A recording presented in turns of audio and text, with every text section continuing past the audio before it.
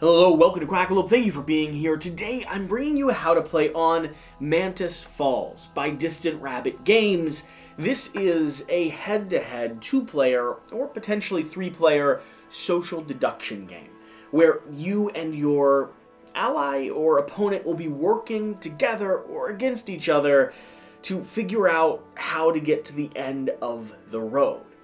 Now, this game is full of strategic card play and a lot of lying, bluffing, and, well, twisting the narrative of the story to fit your own personal means as you try to determine whether or not the person you're playing with is really a witness or potentially the assassin. And they do the same.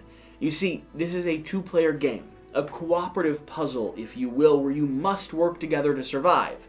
But it has the veil, the underlying threat of someone always potentially being your worst enemy, with their object or their objective, their win condition to be that you never make it to the end of the road in the first place. But, of course, as most games go, we're all good here, right? Everyone starts as a witness, right?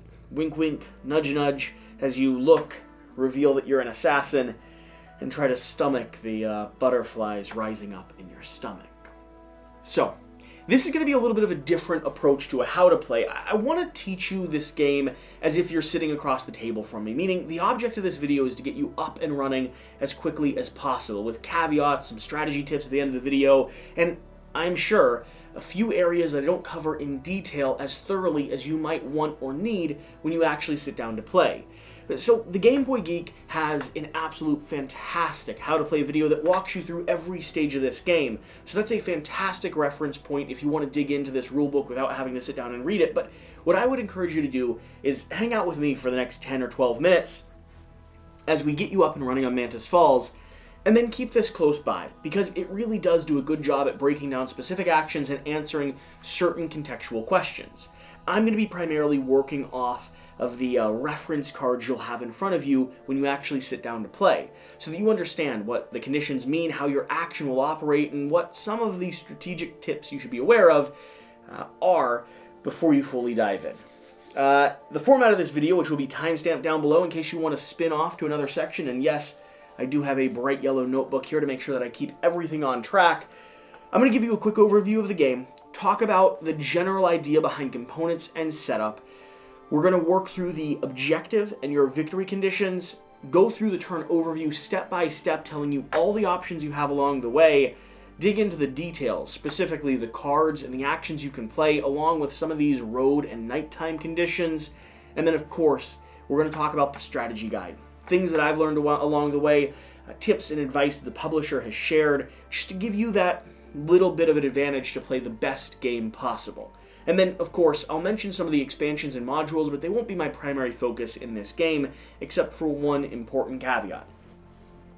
There's an expansion called Full Circle. The Full Circle expansion is going to mix in new player characters, new roles you could have, and more advanced cards. It is recommended that you don't play with Full Circle on your first game, but then it's also recommended that you mix in Full Circle as early as possible, or as early as your group feels comfortable into the game. You'll notice a Full Circle card because it'll have a little pip in the top right corner. My recommendation for most people watching my channel would be to pick up this game, maybe go through the first phase or few turns, and then restart, shuffle in Full Circle, and dive headfirst into it. It adds a little bit more strategic card play, more interesting interactions, and roles and hidden health points that I think really do emphasize the social deduction and the strategic nature of this game. The more agency you're given over what you're able to do, the better Mantis Falls is. And it really is a lovely social deduction game. So, I think it's time to start. Let's do an overview, and let's start as I would if I was teaching you the game sitting down in front of me, with a little bit of flavor text. You're in a mob-ruled town in the 1940s, and at least one of you was a witness to something you were not supposed to see. You need to make it across town alive to where there are people that can protect you, but your journey will be a dangerous one. You're informed that another witness will be joining you. By working together, you may have a much better chance of surviving, but what if they are not who they claim to be? Mantis Falls. Mantis Falls is a game about cooperation. It's a game where you're given one of 3 potential roles. These roles are either an assassin or a witness. And you have a 50-50 chance of being one of these, right? Everyone, well, the 2 people sitting around the table will take on their mission, and they each have different win conditions. If both players at the start of the game are witnesses, your objective is to make it to the end of the road through whatever hazards, events, and whatever problems your opponent causes, and survive. Now, that's a lot harder than it sounds. You see, throughout the course of this game, you're going to be taking a series of damage, lying and betraying each other, playing cards to strategically heal yourself, potentially going through last gasp sequences, which are your one chance to survive, and doing everything you can to determine if your other player, if your opponent or your ally is a witness or the assassin. So, if you're both witnesses, you need to try to make it to the end of the road right here, which should be the end of the road card. Now, if one player happens to be the assassin, your victory condition changes a little bit. You see, if someone is the assassin, their goal is to take out the witness before they both get to the end of the road. And if you're the witness, your goal now becomes to, well, kill the assassin before the assassin kills you. This game turns into a cooperative strategic puzzle where you're not sure if you can trust each other, to a bidding, bluffing, biding your time game where you don't mind if the opponent takes a little bit of extra damage. You don't mind lying about a card that you just read that could have distributed health or damage equally, but you decided to make it go all to your victim. You don't mind playing a gun card knowing that you have a few bullets in your hand that at any moment could be the final breath from your, well, friend. So, Mantis Falls. Mantis Falls is all about this action deck here. It is all about the cards you're going to have in your hand and the way you utilize those to play, take advantage, and take various actions throughout the course of the game. That's the main structure. That's the main overview. There's a lot of other powers and abilities that we'll be playing with, but for now, that's what you need to know. So let's talk about setup, and let's talk about everything that we have in front of us. The general setup is going to consist of every player having a call and the hit card, which we'll go into detail in just a bit. They're also going to draw up 6 cards from the action deck, and you'll want to take a closer look at those, right? Reading through the text, resolving what type of icons they have, and determining how you might be able to use them in your mission to move forward and suss out the truth. Every player is going to get a character card. Until you mix in Full Circle, these will all be Urbanites, which are just general 8 health standard cards. But once you mix in the Full Circle expansion, you'll have specialist cards, like a doctor, for instance. These character cards should remain unrevealed until you hit your health limit or your wound limit, and then you reveal who you are, and you do your very best to survive. Here in the center, we have the Road at Sunset, the Road at Night, and the Road at Dark. Now, there'll be 5 of each of these cards, and you should always start with the start of the road and always end with the end of the road. Then shuffle up the other cards and lay them down in this order: the Road at Sunset, the Road at Night, and the Road at Dark. You won't reveal these cards till you've moved at least one space away from them, determining what other conditions you'll be facing as you play through the course of the game. You'll have ally cards, which oftentimes will be able to be selected strategically, but you should still shuffle this deck because it'll mix up how someone could read what cards you've taken, and it'll also allow you to draw randomly from the deck when something calls for it. You'll have your deck of action cards and event cards, all of which should be shuffled together and placed over here in the draw pile. Now, one important note, we have the event discard and the action discard, and all cards should always be discarded face down, even if the card was played or revealed face up, which we'll get into how those conditions are met a little bit later. But you should never have the inclination to play anything in either of those decks face up, because there's a chance you'll be revealing a little bit too much information. Outside of that, really, that's the structure of the game. You're going to have your wound tracks here. You're all going to start down here at 0 for your last gasp and your wound. You'll place your little meeples here at the start of the road. And finally, you will shuffle up your roll cards and distribute them among the players.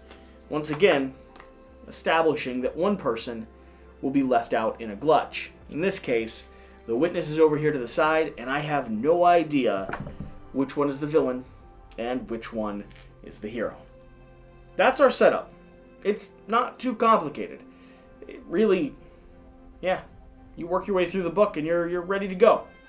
After you have the game set up, let's talk about the objective. Let's talk about the turn sequence. Let's talk about what you're actually doing. Your turn's going to be fairly simple. On your turn, you have the choice to, well, begin moving. Reference your turn sequence. I'll be referencing this card here as I walk you through these steps. Initial movement. Move up to one road forward, and you may expend conserved energy. So, what that means, I will take my little meeple, and I will step one road forward. Now, there's icons on these roads that you should be paying attention to. A lot of your event cards will reference the stoplight numbers, red, yellow, and green. You'll also want to keep an eye on the phone booths and the bus stops next to you because there will be some cards that reference them as well. Once we get a little bit farther up into the road at night or the road at dark, you'll find those numbers start to go a little bit higher, and you'll also see one more icon on these cards. That icon is specifically going to be a trap or going to be an event that you come across that'll cause you to take a damage and discard a card, but we'll dig into that in just a moment. If you take a step forward on your turn, you always reveal at least one card farther down the road than you can currently see. So in this case, this road at sunset would go ahead and reveal. After that, you could spend your conserved energy. Now, what does that mean? Conserved energy is going to be a row of 4 cards up top here. And that is an action you can take to take one card from your hand, one of your action cards, and play it face up into the conserved energy deck. Now, conserved energy is a shared marketplace, if you will. Instead of drawing blindly from the action card deck, this is where you have resources. When you go to draw up, you could take cards from the conserved energy, you could play cards back down when you take your action, and in this stage of the game, if there happens to be 4 cards up here, you could discard all 4 of them in order to, first, heal yourself, or expend all 4 of them to change your movement value from 1 to 2.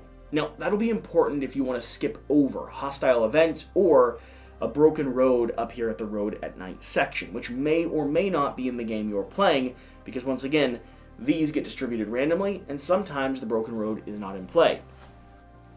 If you discard those cards, you'll heal yourself, or you will move 2, and that fully means you're skipping 1 card, avoiding a trap, or moving over the broken road. So that's the start of your turn. Moving down, you have the event draw. At this stage, whoever is the first player, whoever is the primary player, will be able to draw a single event. Now, I have all our events spread out over here, and I figure we'll take a look at them. When you draw an event, you have 2 options. You could either have an unseen card in black or a seen card in white. Your unseen cards are going to be entirely private. You in no way can show them to your opponent. Your seen cards are going to be entirely public. You must play them out in front so that everyone can take a look. So let's talk about seen cards first because they'll be a little bit more straightforward. Your seen cards could be one of 2 types of cards, an opposition or an incident. An opposition requires health or wounds in order for you to defeat it and take it out. An incident requires you to have something that ignores an incident or ignores an event card altogether. Now, those are a little bit harder to come by, so incidents are often going to be where you have to stomach it and take a few hits. Oppositions mean you're expending resources that you'd prefer to have as a defense potentially against your opponent, so keep that in mind as well. When you reveal this, you must resolve every card completely. So starting here, Wire. Effect. Both players receive 2 wounds. Bonus. Look at the top 2 cards of the event draw pile, return 1 to the top of the pile, and discard the other. And then seen opposition. Health is red number, so whatever your stoplight is at. Opposition not defeated. This is if you don't discard this card, receive 4 wounds divided among the players as you choose, which means you could be nice, you could be cruel, or you could be fair. And then opposition defeated, absolutely no impact. It just means you don't take the wounds. Those are the seen cards. Seen cards will resolve in a few more rounds, or a few more actions, which we'll get to in just a moment. But let's take a look at our unseen cards. Unseen cards are interesting, because they will both be oppositions and incidents as well, meaning they have the same format and flow and require the same types of cards, damage cards and or cards that ignore events entirely, to discard them. But here's the twisted thing here. You can lie about these cards in any way, shape, or form you would like. The only restriction you have is that when it comes time to resolve these cards, you must do so completely and accurately. So, here, Unseen Opposition would be my yellow number, right now sitting at a 2. Opposition Not Defeated, Receive Wounds, your yellow number solely to the other player. And then Opposition Defeated, none. Now, I could tell the other player that it's based off of my green number. I could tell the other player that they'll take damage. I could be honest and read the card directly, or I could lie and say, it's not going to be great, but honestly, there's nothing we can do about it, right? They could play damage cards just to do their very best to handle it, but that's kind of the effect of the game. You get to resolve what's happening here, but you have to resolve the full text of the card accurately and fully. The incident. Effect. Both players receive wounds equal to my yellow number. Bonus. If there's an open space on the conserved energy, take one card from the top of the action deck and place it in the conserved energy location. Again, I could lie about anything on this card, as long as when it comes time to resolve it, I resolve it fully and completely. Now, some of the cards in this event deck will have specifications, like, for instance, distribute wounds among the players as you choose, or heal 2 as however you would like. That means that I could tell my opponent that I'm going to heal 2, or you're going to take 3 wounds. It is still true to the card, even though I'm not telling them what the card specifically says, because, again, I could distribute it how I would like. Now, the problem is that also makes it a little bit more suspicious when you pull a card that says something like, your opponent takes 2 wounds, no ifs, ands, or buts about it. Because they're looking over at me thinking, yeah, but you could be saying that. You could be able to distribute them evenly. And that starts to cause a little bit of tension and rifts in the conversation. So, that's the event draw. After that, we're moving down to the third step of the turn sequence, the main play. In the main play, you could do one of 3 or 4 things if you count do nothing as a thing. You could create an action play, conserve energy, or discard. So let's start with the simplest. You could discard 2 cards, which lowers your hand size, allowing you to draw back up in the draw stage of your turn sequence. Pretty straightforward. And sometimes you'll want to get rid of cards that aren't helping you, or powerful cards that you really don't have a use for at the moment in order to look for something that you could utilize. For instance, 3 bullets in your hand doesn't do you much good if you haven't found the gun yet and got it into play. Let's talk about the second element, conserve energy, which I already went through.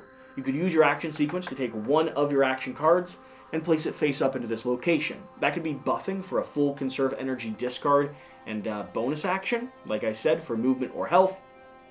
Or, and most importantly, this location is an open draw pile for all players, meaning if you have cards that work well together that you want to hand over to your ally, you could place them up top there, giving everyone a chance to cooperate or coordinate. Or, for instance, a card called Strength in Numbers, which requires both players to have a copy to fully utilize, conditionally.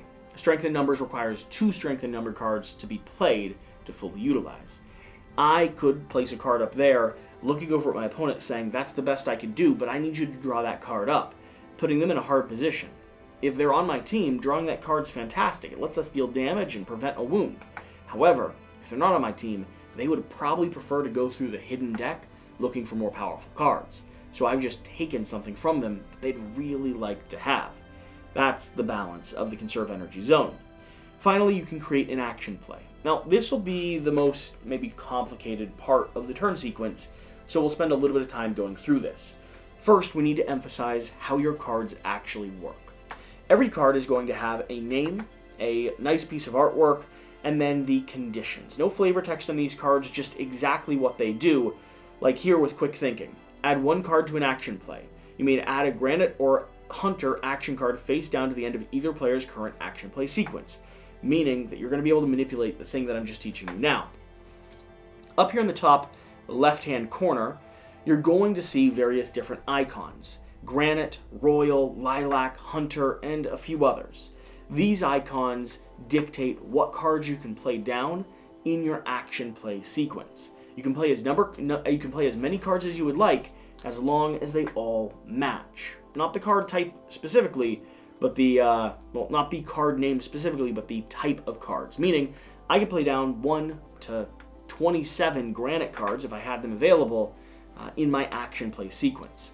Now, if both players are playing an action play, it is going to be a bit staggered. You see, every player that puts down an action play will resolve their cards one at a time, starting with the first player, which creates a back and forth, a social dynamic of what card might be next, where am I benefiting, where am I buffeting, and what might I be doing to my opponent in order to prevent, heal, do some damage, so on and so forth.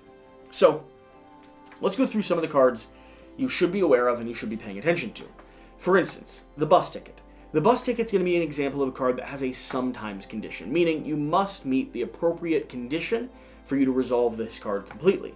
Travel by bus. If you're on a road with a bus stop that is either in the sunset or night, move forward until you reach another bus.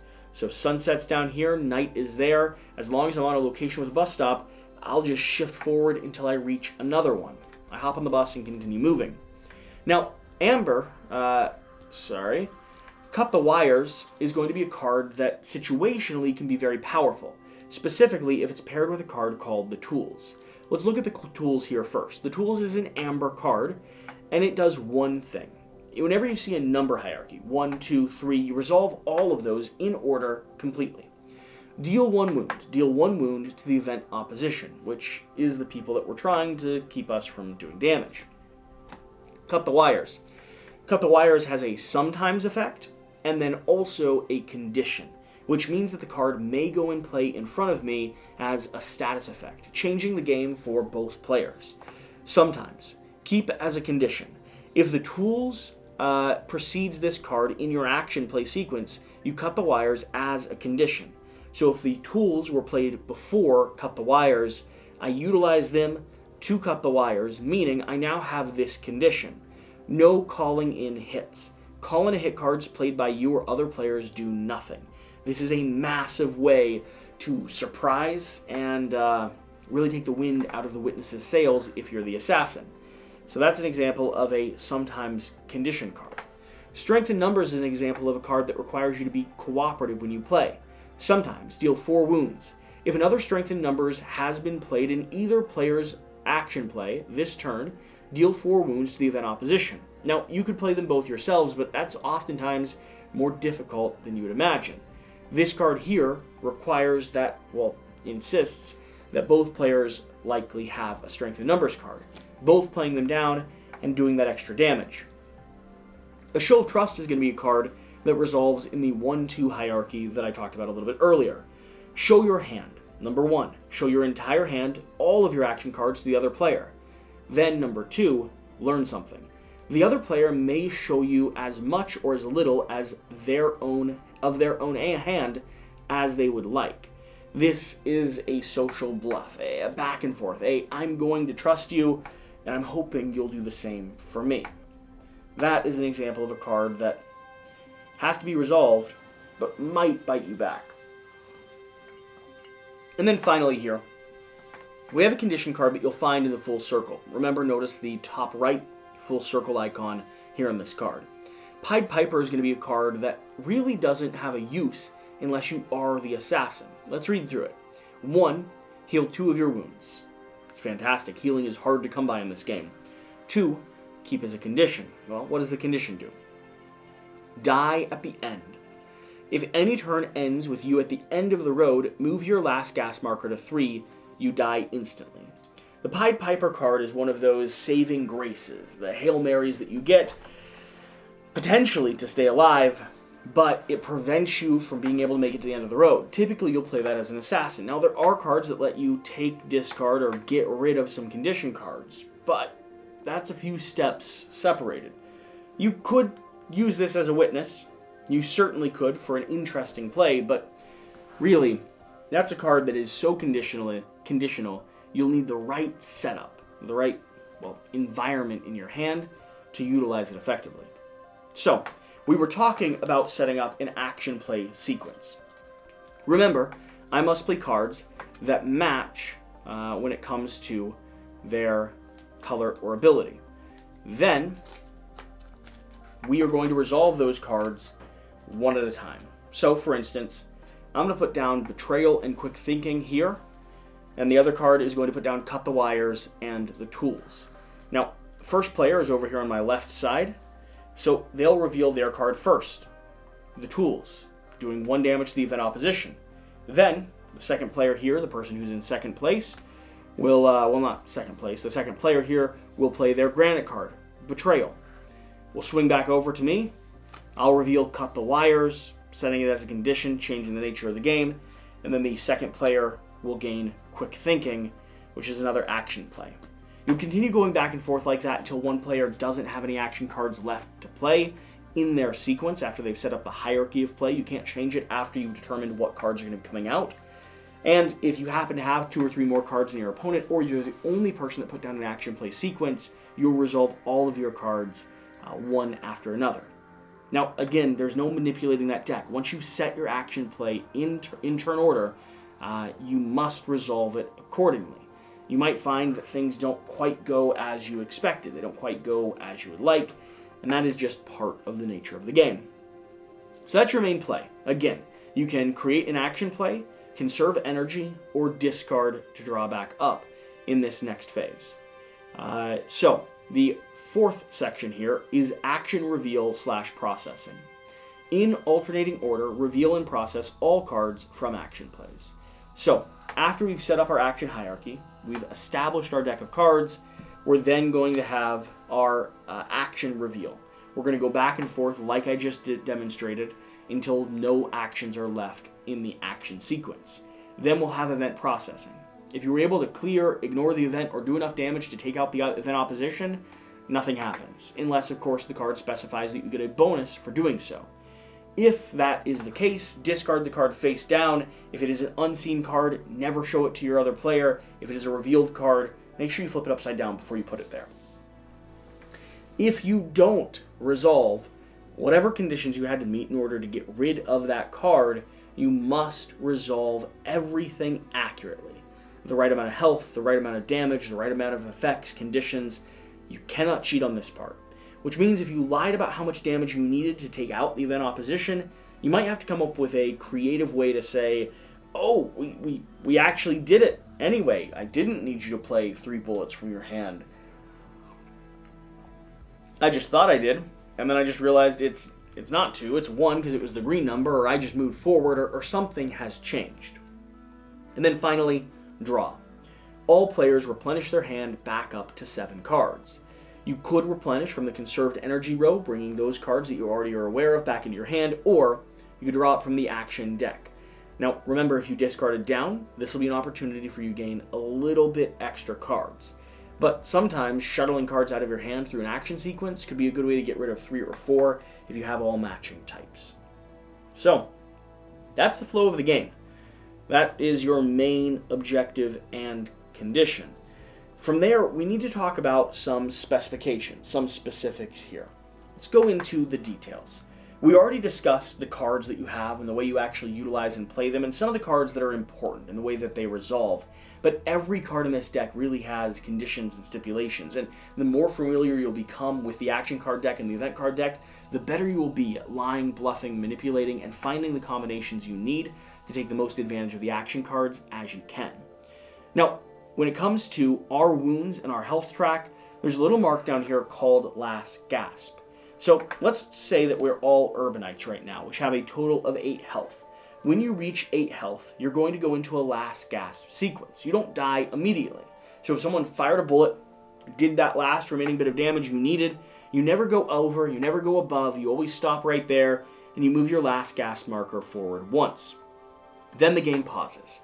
When this happens, you get the chance, on your own, to do one action sequence, which is the step that we just went through. Taking your cards and playing a hierarchy of them with all matching symbols, all matching types, down in front of you, and resolving them in order. Letting you move, adjust, respond by attacking, or heal up as much as possible. And healing cards are hard to come by, so if you find one, hold it in your hand and use it strategically when you're able to. Now, people who are dying are also the most likely to pull out a gun of their own and shoot you, the opponent. So the assassin needs to be wary of when he actually does the final killing blow. The last gasp is going to resolve like this. You play your action sequence down, resolve every card in turn order, and if you're alive with any health at the end of that, meaning if I just healed 1 and went back up to 7, I would be fine. I'm still in the game, a little bit weak. I don't have a healing card in my hand anymore because, well, I just expended it, but I'm still there. I'm still functioning, and I'm still playing. If you're unable to heal for any particular reason, you lose. If you make it to 3 last gasps, meaning someone has tried to kill you 3 consecutive times, I'm sorry, the game is also over for you at that point because you just can't, well, stomach the energy you need to stand back up again. So that's last gasp. That's a very important and critical part of this game where you are trying to balance when and where you do damage to your opponent. Or, of course, because we're all witnesses here and no one's the enemy, you're trying your best to, well, just survive to the end of the road. Last gasp happens no matter who dealt the damage or why you made it there. If you're playing with full circle, that is the point where you would reveal your character card, letting everyone know who you are and what special abilities you may or may not have. So, what else needs to be emphasized? Well, we have the call in the hit card. Every player starts with a call in the hit card in front of them in their hand. This is a midnight card, a special condition card that you could play down in your action sequence with some important text on it that you should understand. It is going to specifically deal as your kind of protective card throughout the first course of the game. And yes, this could be stolen, discarded, any number of things could happen to it. So sometimes, if you are within 1 road of a phone in either direction, again, the phone symbol's down here on the board, do one of the following and then remove this card from the game. Option 1, Hunt Hurt event. Deal 6 wounds to the event opposition. That could be a lifesaver. If you're really working together, both players kind of have a trump card in their hand. If you believe the other player is a witness, this is a great card to utilize. But if you're still not sure, this is why you might want to keep it in your hand. Hurt player. Only if you are truly a witness, the other player randomly discards a number of action cards equal to half their current wounds, rounded up, then receives 9 wounds, which is enough to take anyone out into the last gasp sequence. So this is your trump card. If the assassin tries to kill you while you're close enough to a phone booth that you could play this as your final action, both players might lose. So keep that in mind. This is always there. And if you're a good assassin, you'll be doing your best to suss out, encourage them to utilize that card, maybe spend your own as that last little action you need to prove that you're really, really on their team, or play a card that makes them shuffle their entire hand. That means their call and a hit will be floating through the action discard here, and you could go hunting for it if you want. Granted, they might also be able to find out that you picked it up. So there's a larger conversation that needs to be had. Now, the other things that we need to highlight. We have a broken road somewhere in here. So, the broken road is going to be a location that requires you to skip it when it comes to movement. Playing shoes down using a bus stop or discarding conserved energy to hop over the broken road.